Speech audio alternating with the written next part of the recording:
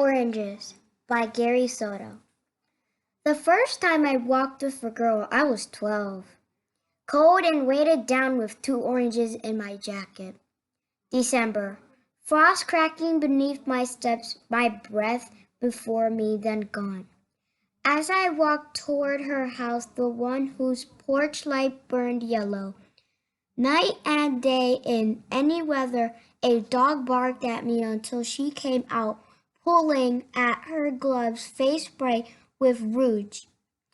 I smiled, touched her shoulder, and led her down the street across a used car lot and a line of newly planted trees until we were breathing before a drugstore. We entered the tiny bell, bringing a saleslady down a narrow aisle of goods. I turned to the candies, tiered like bleachers, and asked what she wanted, light in her eyes, a smile starting at the corners of her mouth. I fingered a nickel in my pocket, and when she lifted a chocolate that cost a dime, I didn't say anything.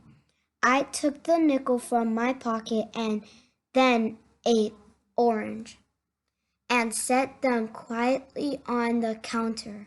When I looked up, the lady's eyes met mine and held them, knowing very well what it was all about. Outside, a few cars hissing past, fog hanging like old coats between the trees.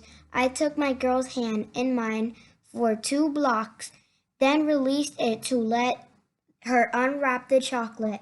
I peeled my orange that was so bright against the gray of December that from the distance someone might have thought I was making a fire in my hand.